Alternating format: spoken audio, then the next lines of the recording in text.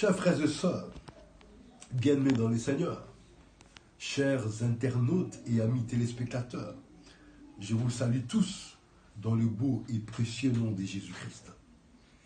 Aujourd'hui, le Seigneur m'a mis à cœur de partager avec vous autour de ce sujet.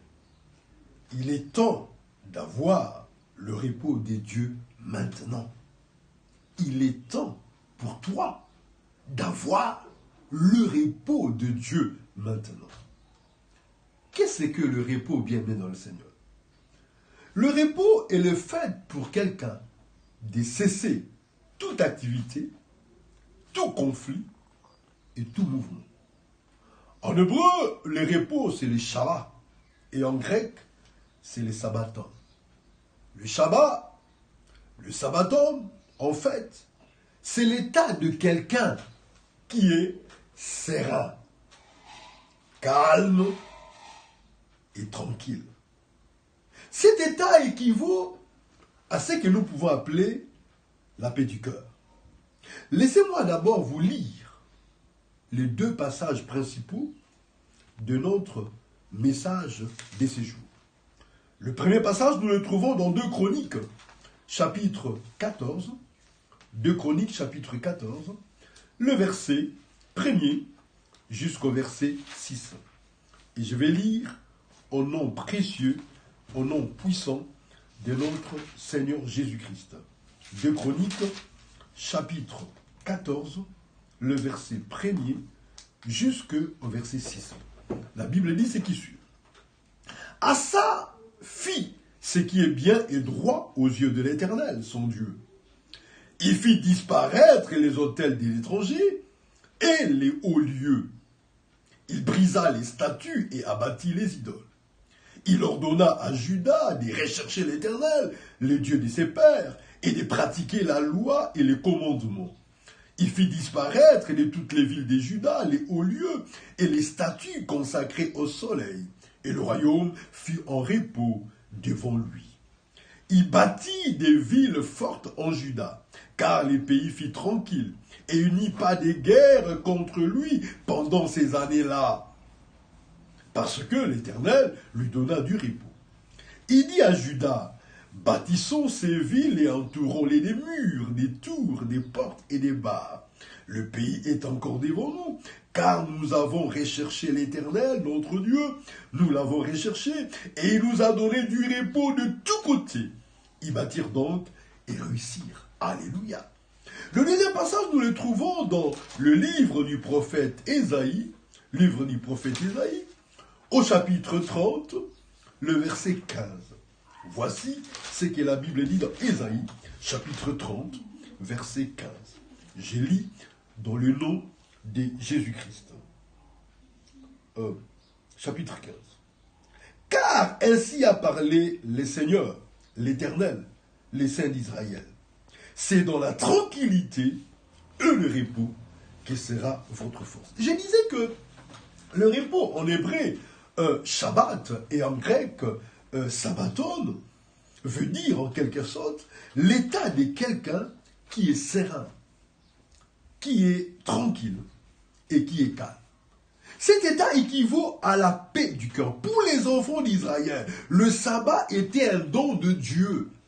Pourquoi? Dans quel but? C'était un don de Dieu pour leur permettre de se rappeler, de se souvenir du Dieu créateur, de cesser toute activité, de cesser tout mouvement, de cesser tout conflit pour se souvenir du Dieu créateur.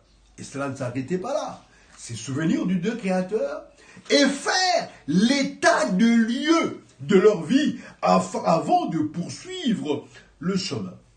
C'est dans ces contextes-là aussi que Jésus, dans Matthieu chapitre 11, versets 28 à 30, dit à ses disciples et à tous ceux qui l'entendaient, « Venez à moi, vous tous qui êtes fatigués, et je vous donnerai du repos. » Bien-aimés dans le Seigneur, si vous êtes fatigué aujourd'hui d'une manière ou d'une autre, vous êtes lassé, vous vivez dans une certaine monotonie, vous tournez en rond, vous ne savez plus ce que vous devez faire. Il y en a même qui sont fatigués de vivre, qui veulent mettre fin à leur jour. je vous supplie, bien-aimés dans le Seigneur, de venir à Jésus. Jésus vous donnera le repos qu'il faut. Vous aurez la joie de vivre, la joie de le servir et la joie de le célébrer. Bien-aimés dans le Seigneur, si nous observons aujourd'hui le monde tel qu'il est en train de marcher, si nous observons aujourd'hui la population mondiale, les gens tels qu'ils sont en train de vivre, nous pouvons arriver à la conclusion que beaucoup de gens sont fatigués. La Covid a fatigué combien de personnes? N'en parlons même pas. La fatigue, la Covid a fatigué le monde entier par ses conséquences sur le plan physique, sur le plan économique, sur le plan social. Pendant le confinement, beaucoup de gens étaient déprimés à cause de l'isolement, la récession économique, les problèmes des familles, les conflits personnels. Ce sont ces choses, et beaucoup d'autres encore, qui fatiguent aujourd'hui les gens dans le monde. Et, bien-aimés dans le Seigneur, je méritais dire ce matin, ce soir, ce midi, à n'importe quelle heure où vous vous trouvez. Dans la vie, il est important d'avoir le repos, c'est très important. Ce n'est pas à tout moment que l'on doit courir de gauche à droite. Ce n'est pas à tout moment que l'on doit organiser des jeûnes de 30 jours, de 50 jours, de 100 jours. Ce n'est pas à tout moment que l'on doit faire des longues prières. Non, bien-aimés dans le Seigneur. La vie n'est pas faite seulement de combats. Il y a des moments où on cesse tout combat pour jouir du repos de Dieu. Ce repos peut être physique. Nous avons besoin du repos intellectuel et nous avons même besoin du repos spirituel. Une période où nous acceptons que Dieu a tout accepté, a tout donné et nous cessons toutes les souffrances et les sacrifices d'ordre spirituel. Le repos, bien-aimé dans le Seigneur, permet de faire l'état des lieux et d'avancer. C'est justement ce que nous voyons dans ces textes que nous avons lus dans les Chroniques. J'aimerais vous dire, aucun développement ne peut se faire sans paix et sans tranquillité. Le calme et la tranquillité de chacun de nous feront le calme et la tranquillité de toute une nation. Asa, qui était roi de Juda, a décidé un jour de se débarrasser des autels de l'étranger et des statues et des idoles. Il a ordonné à tout son pays de rechercher l'Éternel de tout son cœur. Il ordonna la démolition de tous les idoles et à travers le pays et ordonna que l'on puisse arrêter tous les cultes qu'on faisait pour les idoles. La Bible dit qu'à partir de ce moment-là, le royaume fut dans le repos, le pays fut tranquille, il n'y eut pas de guerre car l'Éternel lui donna du repos. Bien-aimé, lorsque l'Éternel nous donne du repos, il n'y a plus de conflits internes, il n'y a plus de conflits, plus de combats. Nous jouissons du repos de Dieu et c'est le moment d'émerger et de se développer. Le peuple s'est mis à bâtir des maisons.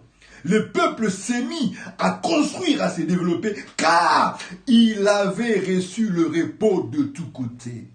Le repos de tous côtés, ça veut dire le repos dans tous les domaines. Sur le plan conjugal, vous avez le repos. D'ailleurs, on commence par le plan spirituel. Sur le plan spirituel, vous avez du repos. Vous avez la paix avec Dieu. Sur le plan familial, vous avez du repos. Tu n'es pas en conflit avec ta famille. La famille est pour toi la source de votre joie. Quand vous sortez, vous êtes pressé de rentrer chez vous à la maison parce que vous aimez votre famille. Votre maison est la source de votre joie. Il y a des gens aujourd'hui qui n'aiment pas rentrer dans leur maison. Ils circulent du matin au soir chez d'autres personnes. Jamais ils n'aiment être chez eux parce qu'ils sont en conflit dans leur famille. Et pourtant, ça ne devait pas être le cas. Notre maison, notre logis, quelle que soit sa condition, même si nous vivons dans une petite case, cela doit être la source première de notre joie. À part la source première qui reste Dieu, source de notre joie. Bien-aimé dans les Seigneurs, il y a des habitudes dont tu dois te séparer pour être en repos. Écoutez-moi bien, il y a des habitudes dont tu dois te séparer pour être en paix, pour être en repos. Il y a des amis que tu dois abandonner pour être en paix et pour être en repos. Sans repos, c'est difficile d'émerger et d'évoluer. Certaines habitudes que vous avez, Si vous ne les abandonnez pas, il sera pour vous difficile d'avoir le repos et d'évoluer. Certains amis que vous avez aujourd'hui, si vous ne les abandonnez pas, il sera difficile pour vous d'avoir le repos et d'évoluer. Chers frères et sœurs, j'aimerais atterrir maintenant. Pour réussir, il faut être en paix, être tranquille, être calme, avec soi-même, avec son prochain et avec Dieu. Recherche, mon frère et ma sœur, le calme, la tranquillité et le repos de Dieu. Recherche la paix autour de toi. Recherche la joie autour de toi. Que cela soit pour toi une priorité, vivre en paix. Dans Romains, chapitre 12, versets 11 à 12, si vous lisez, vous allez découvrir. La Bible dit, s'il est possible, autant que cela dépend de vous, vous allez prendre même 11 jusqu'à 18, mais je vous donne l'idée principale. S'il est possible, autant que cela dépend de vous, soyez en paix avec tous les hommes. Bien-aimés dans le Seigneur. Dans Marc chapitre 11, verset 24, Jésus a dit ceci. Tout ce que vous demanderez en priant, croyez que vous l'avez reçu et vous le verrez s'accomplir. Tant que l'on ne croit pas que Dieu a répondu à notre prière, on ne sera jamais en repos. On ira de jeûne en jeûne, de prière en prière, de marathon de prière. On fera 50 jours, 100 jours, 200 jours. Jamais on aura du repos. Il est temps maintenant d'avoir les repos. Crois que Dieu a répondu à tes prières. Je termine par cette parole prophétique. Écoutez-moi bien. En tant que prophète de l'Éternel et serviteur de Dieu, j'aimerais te dire, mon frère, ma soeur, que Dieu a répondu à ta prière. Entre dans le repos de Dieu, car Dieu t'a tout donné